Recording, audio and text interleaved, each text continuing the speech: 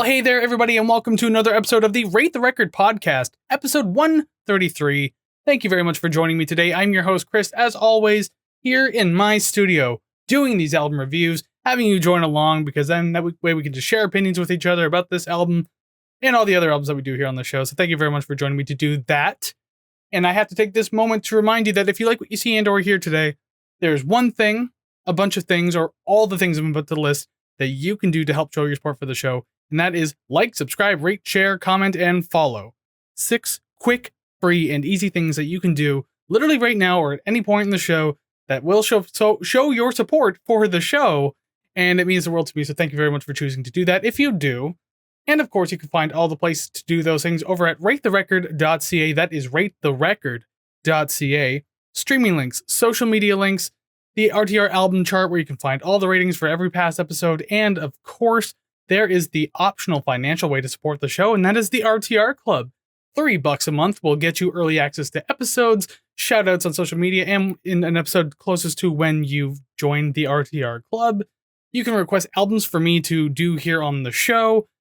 And of course, I said you'll do the shoutout thing. Oh yeah, if your band has a song that you want me to review, then by all means, I'll be glad to do so. And eventually I'll compile enough of those reviews to make one big solid video of and promote the indie music scene. Why not, right? If any of that sounds interesting, then please check out the RTR Club over at ratetherecord.ca. Well then, we are here for episode 133, and it's very interesting about today's album that I've chosen to do this, because obviously I've done a very popular video on a particular song on this album, so I figured it was about time I just got right into this particular one. So for today, if I can learn to speak properly, for episode 133, we are taking a look at April Wine and their 1978 album, First Glance. So that popular video I was talking about, the song Silver Dollars on this one, and the I Love This Song series that we have here on the channel, well, I've done one on Silver Dollar. I adore that song, and I really like this April Wine album too. It's up there as one of my favorites, so I figured we'd dive in and take a look at just how good this album is. So first, before we start reviewing the songs, let me tell you a little bit more about it. First Glance is the 7th full-length studio album by Canadian hard rock band April Wine. It was released in March 1978 in Canada and the rest of the world in April, and was recorded at both Studio Tempo and Le Studio in Quebec, the latter once being a hub for many artists to record, including Rush, Bryan Adams, Nazareth, David Bowie, and so many more. It was released through both Aquarius and Capitol Records, and was produced by vocalist, guitarist, and keyboardist Myles Goodwin. As of this album, the rest of the band consisted of Jerry Mercer on drums and percussion, Steve Lang on bass and background vocals, Gary Moffat on guitars, and Brian Greenway on background and lead vocals, guitar, and harmonica, and is the band's only original remaining member as of the recording of this episode. The album doesn't currently sit with many reviews, limited to a 3.5 out of 5 stars from AllMusic. The album was certified gold in Canada and managed to hit number 62 in the Canada Top Album charts and number 14 on the Billboard 200. A lot of this was in part to the album's only official single, Roller, which was the first song of theirs to properly break international borders since You Could Have Been a Lady from 1972's On Record. Roller was played on a college station based in Illinois, and their success grew ever since. The song also went as high as number 24 on the Canadian RPM Top Singles and number 34 in the US.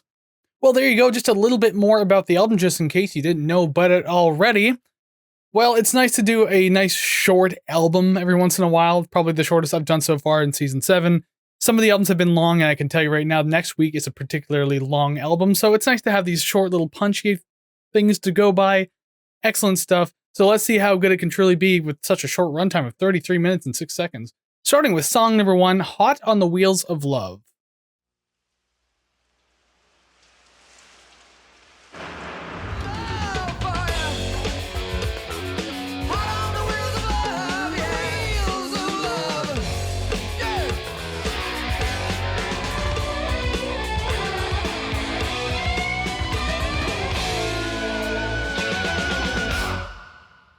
Cool. Song number 1, Hot on the Wheels of Love. One of the things I have to know happens like pretty much right in the beginning of the song. There's like a rain effect that you hear. They're really going out of their way to use stereo panning on that one, and I can't understand why. Because you have the rain effect just kind of being pushed back and forth between the speakers.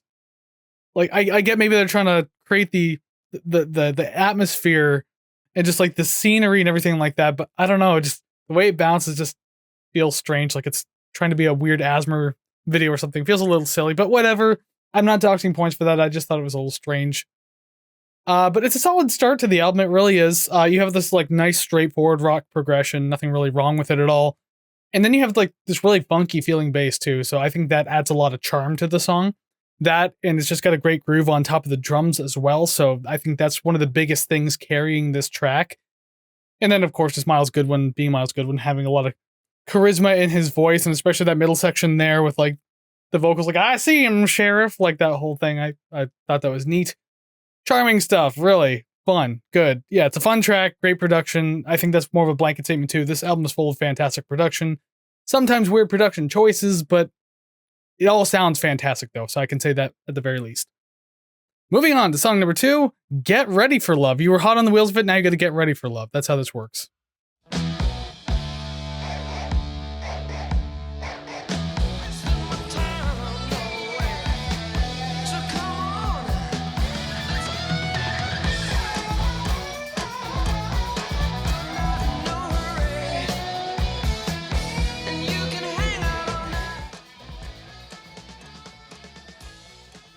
And as it fades out, I'll just pause it right there. Song number 2, Get Ready for Love. Right in the beginning, once again, just kind of noticing another bit of a weird stretch with that panning that they're choosing to do. This time it was like a scraping sound, like a scratching of the guitar strings.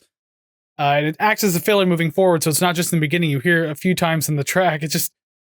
I'm wondering why they wanted to use like the panning sound so much, considering that the song is actually in stereo anyways, and the instruments are already separated and everything like that. Just feels like a weird thing to want to jump forward to. It's like, yeah, really bring them in, make them feel like they're part of the sound. Like, I don't know, it just feels a little cheesy to me, but other than that, it's fine. Whatever. Again, not doxing points off of that. This one has like a lot of great guitar harmonies in it, like those like higher note things that kind of act as like a bridge to the chorus and everything like that. That's a true rock staple to do, especially in this era of classic rock. So it's pulled off really well here. I enjoy it. Sometimes it can be a little tacky, but I like how they do it here. So good stuff all around. Great pacing to this track too, really. It's like nothing overkill. It's just a good, consistent, lively, energetic flow to this song. It works out really well, especially kind of coming down off the energy of the previous track, but at the same time, still very much popping out. So good stuff. Great start to the album so far. Everything's working out. So let's see how much this can continue with song number 3, Rock and Roll is a Vicious Game.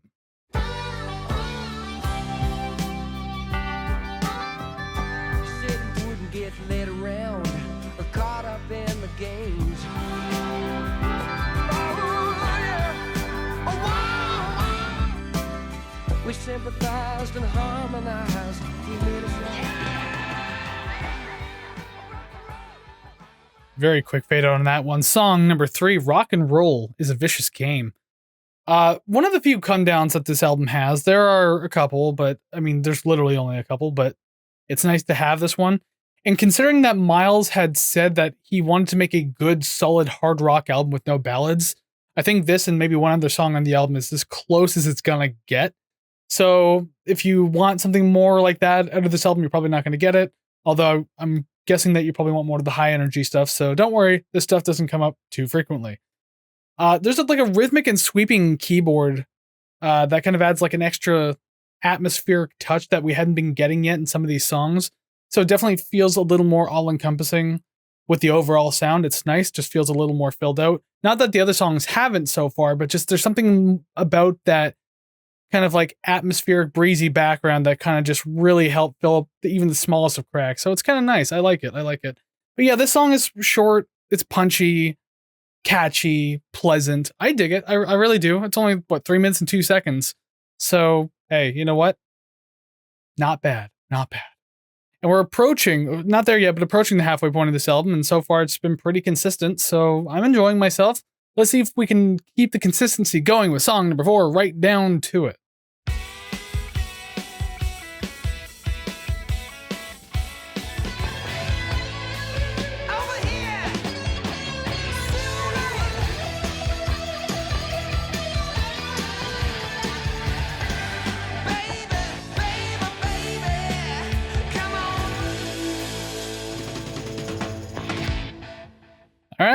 song number 4, Right Down to It.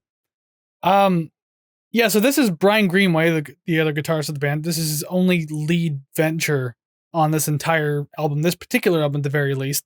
I do like how that kind of adds a different flavor to what we've been getting so far. Not speaking ill of Miles Goodwin at all, because I've always enjoyed his voice, and so I think he sounds fantastic being the lead singer, but it's nice to have Brian Greenway come around once in a while and do some stuff. It's a decent, hard-hitting track. I mean, it's fun, of course it is, but I think this one kind of hits a lot of generic notes, little too hard on the nose. I mean, I don't know, it's pretty straight and narrow, and you never really get anything super surprising or discerning, so I don't know, this is kind of one of those ones I could see why it would fall to the wayside a little bit. And also, oh boy, you gotta love classic rock albums when they talk about Sweet 16, huh? There's a line in there, I think, Sweet 16 never looks so good. Yeah, that's classic rock music for you, huh? Oh, there's a lot of flaws, but there's a lot of good music at the very least, right? Smiles nervously. Anyways, it's still a solid track all around, though. It really is. Still not really skipping a beat with the tone of the rest of the album, so it's fine. It's good. Everything's working out for it. That's great. So now, we'll move on to song number 5. Despite being one of their biggest hits, not even the most streamed song on this album, Roller.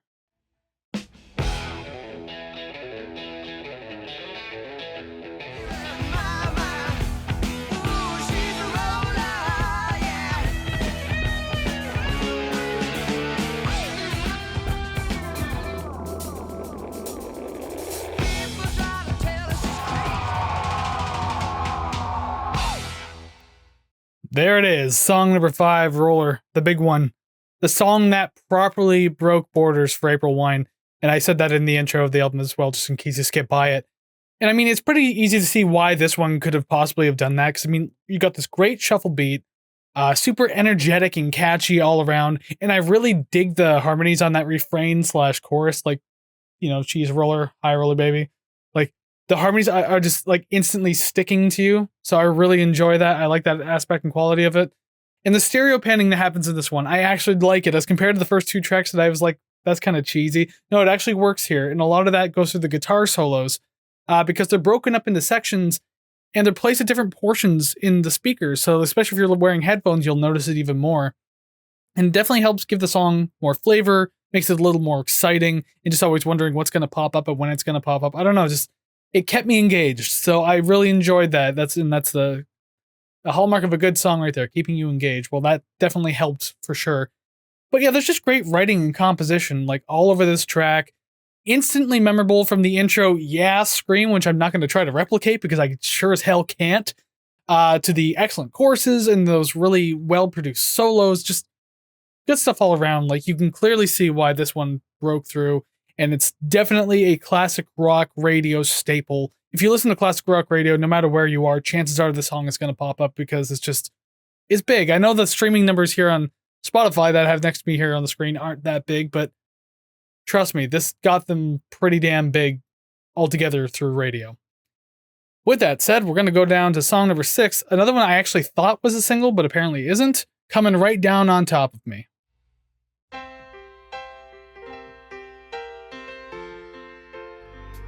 You can't leave it alone. You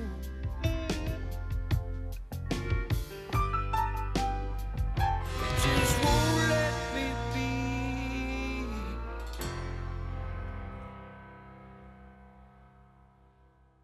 Not so bad if I say so myself, huh? Song number 6 coming right down on top of me. I did say there was a couple of ballady feeling tracks on this album, and I think this is the more ballady feeling ballad type of tracks on this entire thing for sure. And it's a good display of the piano work that's kind of being hidden sometimes in the back of certain tracks, so I think it's just nice to have that on display for once. And it's a great balance of those like light emotional feeling verses to these big warm pickups that happen in the choruses. So I really like the soft waves that we're getting out of that one. Definitely really helps kind of, once again, just make you feel like you're part of the song. You know, you can just feel the rise and you can feel the fall, and it's really nice. Nothing too harsh about it. A lot of nice textural play too going on in this song, and a lot of that comes to the verses. the quieter guitars in the background that have a wavy effect on them. Once again, doing the left and right pan, but again, it's working well this time and not just sounding weird and cheesy, but it's just kind of going and it's just waving in and out too. So it feels very playful on the ears while hitting you with this very soft, kind of pretty and emotional type of verse. I really dig it. I really like that. It's a really nice touch to add to this song. Just a really pretty and impactful song all around. It's a great track. I like this one. And I actually also believe it's my mother's favorite song, April Wine being her favorite band. And I believe this song is, if not the favorite, it's definitely up there as one of the most favorites. I have a classic rock radio show that I do on weekends, and she's requested this one twice, so that's got to be saying something. Anyways, now we'll move on to song number 7, I'm Alive.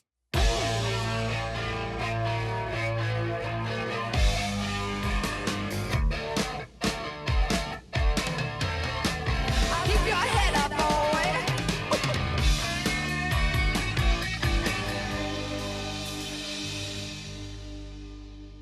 There it is, song number 7, I'm Alive. Good energy, and nothing inherently wrong with this track, but truly nothing outstanding about it either, so there's not many notes I have about it. Like, I want to say that this song is, like, really upbeat and feel good, and I mean, I don't think I'd be wrong considering the lyrics are about, like, making it on your own, while also being horny.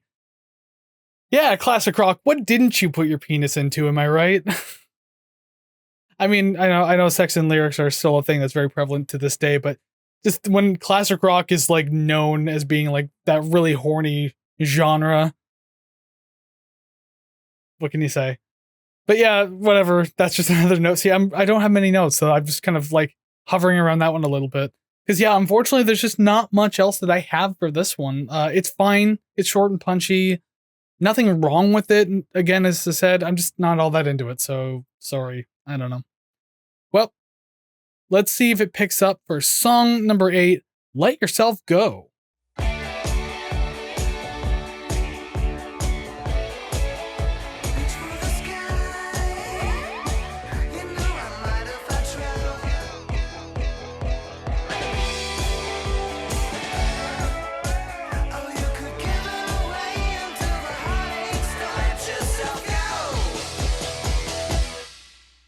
All right, song number 8, Let Yourself Go.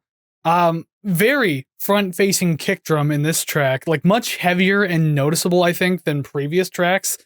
Just the most forward-facing drums I think we've had for this entire album so far. Very much on that dancing and party pacing and vibe type of style, Now, I'm not sure what's going on with the vocals in this song, and I'm not entirely certain of who's singing it. I'm under the impression it's Miles, because usually it lists when Brian is singing a song. But it just, I don't know. This one sounds so different if it is Miles. I just don't understand what's going on here. Like, no matter who it is, it feels like a subdued and kind of pulled back effort. It just doesn't feel like they were truly into this one. Not that it necessarily sounds bad or anything like that, but it's just one of the weaker efforts across the record, which is a little disappointing. Because it was fun enough track. I mean, it's still decent. It's the shortest song on the album, by far. It is, oh wait, no, it's actually not. It's the second shortest song at 2 minutes and 54 seconds. So regardless, one of the shortest songs on the album. It came and went, but again, not necessarily bad. Definitely feels like a filler. At least it was punchy, so very punchy, or kicky, I should say, really, with that kick drum, like, holy shit. Anyways, well, I'm rambling about a song that I just guess didn't care too much for. Let's go into a song that, spoiler alert, I love. I wrote a goddamn video essay about it, sorry. But now let's listen to it first, and I'll gush a little more, okay? Song number 9, Silver Dollar.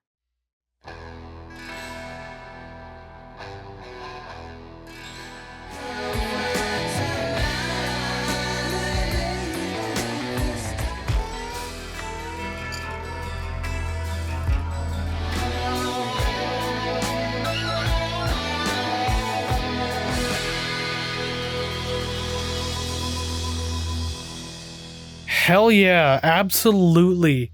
Hell yeah. For song number 9, Silver Dollar. So for the billionth time, I'm going to tell you that I wrote a video essay about this for the I Love the Song series that's here on the Rate the Record channel. And above my head here on YouTube, there's the card right there. If you want to go watch it and check it out, because I talk a whole lot about the song and the background of the song and everything like that, go click that link and check it out. If you're not on YouTube and you want to check it out, and if you're on like in the audio land or whatever, by all means, the link will be down in the description. I encourage you to watch it. It's been getting quite popular. I'm glad it is. And I'm glad people shared the love for this song too. Apparently not here on Spotify with only 24,000 streams. For shame. But regardless, I'm still going to break down my feelings in the song here. I'm going to keep it a little more short and sweet than I did in that video, so just bear with me here. But this is a wonderfully written and composed track, like through and through. You have these softer, tense moments that blend so nicely into the more impactful ones. It's cinematic and emotional in all the right places. And it's probably some of the best guitar work on the entire album, like hands down. Like, and the best work is found in like the choruses and the outro. It's just fantastic stuff. I really, really like it. And even the acoustic bits are really nice too. So like they're very super effective. I'm trying to like condense all of the feelings into like a small short review, and it's a little difficult. I'm finding it to be now. But it's an absolutely solid track. 100%. Spoiler alerts, the top of the ranking charts. I just spoiled it quite literally, but I don't know how I couldn't spoil it considering how much I'm like praising it right now. I've always felt that this song was a highlight and a hidden gem, not just in April Wine's discography, but all of Canadian classic rock, period. I think this deserves a lot more attention, and I would like to believe that video essay, and maybe me doing this video and praising heaps of love onto this song, that I can come back here in like a month or two after this episode comes out and see that the numbers for Silver Dollar have gone up significantly, and I'd like to think that I have some sort of role to play in that. I doubt that'll happen, but it'd be pretty cool. But yeah, fantastic stuff. Go watch the video, and by all means, this is a fantastic track as where we're sitting right now with this review. And that does bring us to the end of the review of April Wine's First Glance. And my headphones aren't staying on their little stand here. Anyways, yeah, that's the end of the album review. So, God, it is a good solid album, a good solid rock album. Obviously, it kind of hits some of those generic points every once in a while, but again, considering the time when this album came out, it wasn't so much generic back then. Maybe there was a bit of oversaturation by the late 70s, but I think this fits right into its era. There's a lot of fantastic moments across this album, so this one fits in pretty solidly. April Wine deserves a lot of great attention because they have a great discography all around, but this one just happens to be my favorite, so I'm glad to have finally covered it. And I got scores for it, so I guess we'll get into that. So first thing I'm going to do is get rid of Spotify, because the numbers have to come in now. There they are. 1 through 9, because yes, it's a relatively short album. All classic rock albums tend to be. Least favorite to favorite, not so great to great. Least preferred to most preferred. However you cut the cake, go ahead and do that. Put it in the display shelf, and people will just eat these slices right up. Am I right? Let's find out then, because I'll give you my slices, and then you can give me yours. How about that? So starting with number 9, Let Yourself Go. 8, I'm Alive. 7, Right Down to It. 6, Rock and Roll is a Vicious Game. 5, Hot on the Wheels of Love. 4, Get Ready for Love. 3, Roller. And 2, coming right down on top of me because he already knew what my number 1 was. As a matter of fact, if you're watching on YouTube or even the video version on Spotify, it's been sitting up there the entire time. I purposely did that because I already spoiled it. So the rest of the songs were, I guess, just kind of a mystery, but there you go. 9 through 1, of course, Silver Dollar is my favorite. And so that's where I can leave that. Get it? Cool? Awesome. That means we can now say goodbye to that. Whoosh. If I feel like doing any sort of animations, I don't know. I probably won't. We'll see how I feel. But what I can do is pull this one in now. Rate the record. There you go. That's a thing that has to be done because it's kind of the name of the podcast. So, what did I think about this album? Well, obviously, I told you that I really liked this one. It has its high points, it has its low points. And in the end, we are left with an A- album at a dead even 80%. Now, I should have checked the album rating chart, which you can do right now, by the way, where this album falls. Because I know there's been like 1 or 2 other albums that hit a dead even 80. I think even Gary Newman might have been one of them. So it's going to be interesting to figure out where I decide to put this one. I'll have to think about that for a bit. But yes, 80% even, A- album. Fantastic effort, fantastic album. I truly enjoy it. I guess that would count as a 4 out of 5 stars from me. So screw you, All Music. And the rating goes away. The screen is just me once again. So this is where I can say thank you very much for joining me, hanging out with me today and listening to this album. If you did indeed listen to this album, please do me a favor down in the comments below of wherever you're listening, because there are comment sections everywhere. Please leave your comments about this particular album. Did you love this album? Did you hate this one? How'd you rank the songs? How'd you rate the record? Do you agree or disagree with me? Do you like April Wine? What's your favorite April Wine album? What's your favorite April Wine song? Anything you want to tell me like that, please let me know in the comments. I'm super curious to see it. I want to know your opinions about this because this is how this whole thing works.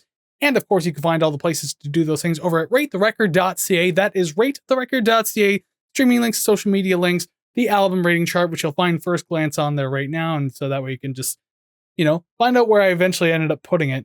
And of course, the RTR Club, as I mentioned earlier, $3 a month if you want to do that, which is for a bunch of bonus stuff, all found at ratetherecord.ca. And just like that, and also like, subscribe, rate, share, comment, and follow, all that kind of fun stuff, Algorithmic gods, they're watching. He's like literally right there staring at me. I did it. You can go now. Awesome. Anyways, that's all I got for you. So one more time, thank you very much for joining me. So until I see you next time, which next week I should give you a bit of a hint. I didn't really think one up. It's a 90s band, a band that started in the 80s, found way more success in the 90s, and they're considered staples of a genre. And this album is a fucking behemoth. We're talking like a 70-minute type album. So buckle up. It's a long one next week. But I'm kind of looking forward to it, though, because I don't think I've listened to this thing front to back. And if I have, it's been a very, very long time. So this should be pretty fun. So until I see you next time on the podcast, go listen to even more awesome music. Take care, friends.